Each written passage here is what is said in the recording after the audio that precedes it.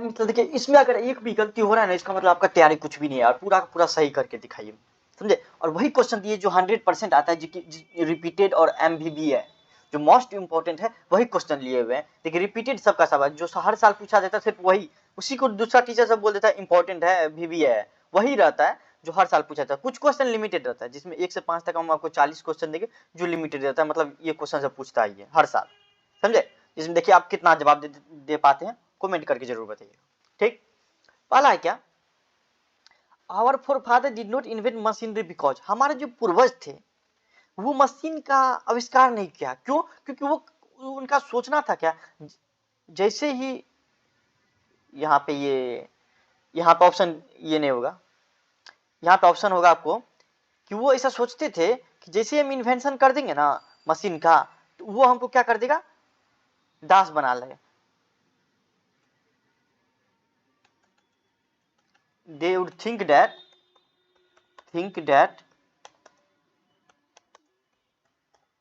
it would slave me, मतलब इसका answer ये होगा slave me, slave मतलब क्या, वो उनका ये सोचना था कि जैसे ही हम इसका आविष्कार करेंगे वैसे ही क्या कर देगा, ये हमको दास बना लेगा, अपना क्या कर लेगा, दास बना लेगा। मतलब क्या, हम इसके अधीन हो जाएंगे। जैसे कि अभी मान लो हर एक काम मशीन से कर, जैसे हम पढ़ा भी रहे हैं तो क्या मशीन से पढ़ा रहे हैं, तो वही सोचना था उनको कि आदमी तो काम करना बंद कर देगा, क्या हो जाएगा, मशीन काम करना शुरू कर देगा, उनका ये सोचना था।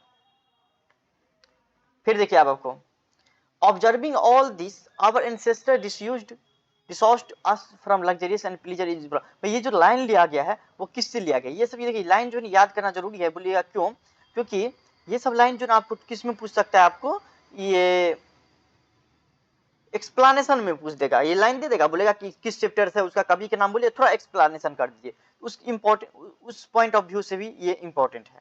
इसका हो जाएगा इंडियन सिविलाइजेशन एंड कल्चर। ठीक, माई एक्सपेरिमेंट विथ ट्रुथ कौन लिखा हुआ था, my experiment with truth Mahatma Gandhi के द्वारा लिखा गया था। ठीक, dash were rulers of Egypt, Feroz, देखिए ये थोड़ा अजीब नाम लगेगा क्योंकि इजिप्ट वगैरह का नाम, मतलब अभी तो इंडिया का राम, रहीम, सीता, ये सब नाम रहता है, लेकिन विदेश में अजीब अजीब टाइप का नाम रहता है, समझे, थोड़ा बहुत ये सब हो सकता है। फिर क्या आता है आपको, the mind is a restless bird, ये बहुत ज्यादा पूछा जाता है, ये आपको एक्सप्लेनेशन में भी पूछ देते रहता है, बहुत बार पूछा गया है, किस चैप्टर से लिया गया है, क्या ना, ये रेस्टलेस बर्ड मतलब क्या, आदमी का जो दिमाग है वो चंचल है, चंचल पंछी की तरह होता है, एक सपना पूरा होता है दूसरा सपना देखना शुरू कर देता है। Indian glory is that it is immovable, immovable होगा मतलब वो गतिशील नहीं है। अर्लियर ही मतलब क्या, डॉक्टर जाकिर हुसैन यहाँ पे हैज सर्व्ड, मतलब वो पहले क्या थे, पहले वो क्या थे, बिहार के गवर्नर थे। जाकिर हुसैन पहले क्या थे, बिहार के गवर्नर थे, कौन, Zakir Hussain. The family is big and is constantly growing at the rather inconveniently fast pace. इस प्रकार ये जो लाइन लिया गया है वो किस चैप्टर से लिया गया है, ये जो लाइन लिया गया है वो किस चैप्टर से, Bharat is my home, doctor Zakir Hussain के द्वारा लिखा गया है। ठीक है, नाम से ही पता चलता है भारत होम के बारे में, तो कौन परिवार चाहते थे कि मतलब बड़ा हो हमेशा, बढ़ते रहे, किस में पढ़ेंगे, भारत इज माय होम, थोड़ा सा भी दिमाग लगाएंगे तो ये सब बन जाएगा। The people have chosen to make me in head of this family for a certain time. Who says this? ये जो लाइन दिया गया हुआ है वो किसके द्वारा कहा गया है, तो वो लाइन जो कहा गया है डॉक्टर जाकिर हुसैन की, वो बोल रहे हैं क्या, यहाँ के जो लोग हैं हमको जो मतलब जैसे कि परिवार का मुखिया रहता है उसी हिसाब से हमको मुखिया चुना हुआ है देश का, तो वो हमारे लिए क्या हो जाएगा, वो कौन बोला हुआ था ये बात, डॉक्टर जाकिर हुसैन बोला हुआ था। Doctor Zakir Hussain delivered his speech, doctor Zakir Hussain कब अपना भाषण दिए थे, 1967 में वो अपना भाषण दिए थे। ठीक, Bharat is my home written by doctor Zakir Hussain, कवि का नाम और उसका जो चैप्टर का नाम तो रट जाइए, हर साल पूछता है, हर सेट में रहता है। Doctor Zakir Hussain delivered his speech in 1967, सही बात है, वो 1967 में अपना भाषण दिया हुआ था। After taking the oath as the, मतलब क्या, किस चीज पे भाषण दे रहा था, कौन चीज का शपथ ले रहा था ताकि वो भाषण दे रहा था, तो आपको प्रेसिडेंट का ले रहा था, राष्ट्रपति का शपथ ले रहा था उस टाइम, ये 1967 में भाषण दिया हुआ था, कौन, doctor Zakir Hussain. Dash is the prime instrument of nation building, कोई भी राष्ट्र जो बनता है बढ़िया विकसित राष्ट्र बनता है, जैसे कि अमेरिका वगैरह है, अपना लोग का देश विकासशील है, समझे, अंडर डेवलपमेंट है, तो वो कैसे, एजुकेशन के थ्रू ही हम बना सकते हैं, बाकी किसी के थ्रू। एजुकेशन अगर मान लीजिए हर एक आदमी के अंदर रहेगा, शिक्षित हर एक आदमी रहेगा, तो अपने आप डेवलपमेंट होगा। ठीक। 14 में देखिए, dash was coming to the narrator's family, बहुत ही मस्त चैप्टर है, एकदम पूरा हंसी मजाक वाला, एकदम पूरा फेंक मतलब नहीं बताया कि फेंकने वाला जो इंसान रहता है उसी के बारे में है। तो नानू काका, नानू काका डैश बिफोर ही, नानू काका कुछ बोलने से ना पहले खैनी खाएगा, थोड़ा सा खैनी लेगा उसके बाद बोलेगा। मतलब बहुत सारा ऐसा आदमी होता है जिसको मतलब खैनी बिना मतलब काम ही नहीं कर पाता, पहले खैनी लेगा, मुंह में लेगा, उसके बाद उससे काम होता है कोई।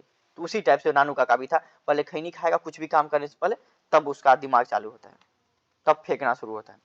The narrator in a pinch of snuff was a an dash on probation under secretary, under secretary हो जाएगा पिंच ऑफ स्नफ में। For what purpose had Nanu Kaka come to, किस मकसद से नानू काका आया था, तो उसको कुछ मिनिस्टर से मिलना वगैरह था, सब था, इसलिए वो आए हुए थे। ठीक। Nanu Kaka was coming to Delhi to see some minister, वही क्वेश्चन रिपीटेड हो गया, बहुत बार पूछता है ये सब question. Who travel free with Nanu Kaka, Nanu Kaka के साथ कौन एकदम फ्री में ट्रेवल कर दिया, उसका जो किटेन था, उसका जो बिल्ली था, छोटा बच्चा था, वो फ्री में उसको छुपा के ले आया था, कौन, नानू काका। जबकि अभी आप जाइएगा कहीं पे तो आपको लगेगा भाड़ा वाड़ा लगेगा, जानवर को लेके जाते हैं उसका भी पहले से टिकट बनाया जाता है। ठीक।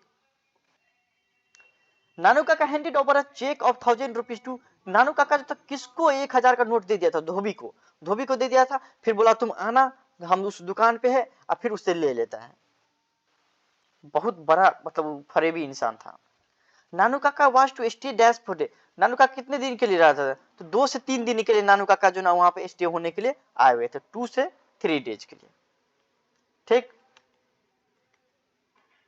Nanu Kaka portrayed himself as the hereditary astrologer of Maharaja of Nanor, वो क्या बोले थे कि हम नैनोर के बहुत बड़े ज्योतिषी, मतलब खानदानी ज्योतिषी, वहां के महाराजा थे नैनोर के, वहां के खानदानी ज्योतिष हैं, बहुत पहले से वहां पे ज्योतिष करते आ रहे हैं, कोई भी शुभ काम होता है तो हम ही को बुलाता है।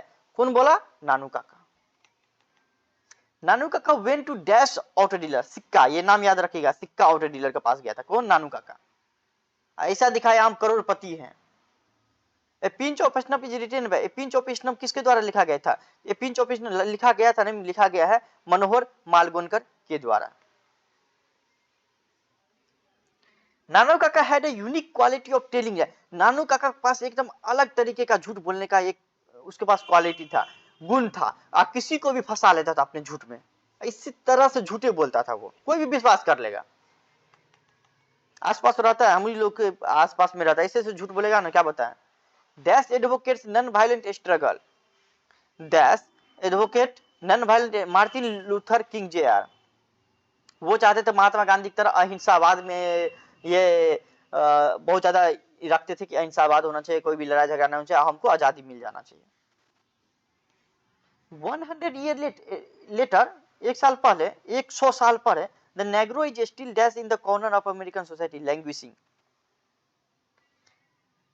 पहले की तरह, 100 साल पहले की तरह अभी भी अमेरिका के जो सोसाइटी का जो रहता है, जो काले लोग हैं जिसको नेग्रो बोला जाता है वहां पे, वो अभी भी क्या करता है, एक कॉर्नर में अमेरिका के सोसाइटी के एक जगह पे, मतलब जैसे कि आप मान लीजिए कि बहुत जगह रहता है झुग्गी बस्ती, उसी तरह से अभी भी है वहां पे। Martin Luther King J was the youngest person to receive the, Martin Luther King first आदमी था जो सबसे कम उम्र में उनको क्या मिला था, Nobel Prize. Emancipation proclamation gave the Negro, किससे दिया गया था, तो आपको हो जाएगा फ्री फ्रॉम स्लेवरी, वो क्या क्या था, नेग्रो जो वहां पे थे लोग, जो काले लोग थे, उनको जो है ना आपको क्या दिया था, आजादी मिल गया था, आपको जो गोरे लोग के शासन में रहता था, उसको दास बन के रहता था, उससे फ्रीडम मिल गया था। Martin Luther King J are was, Martin Luther king क्या था, सिविल राइट एक्टिविस्ट था।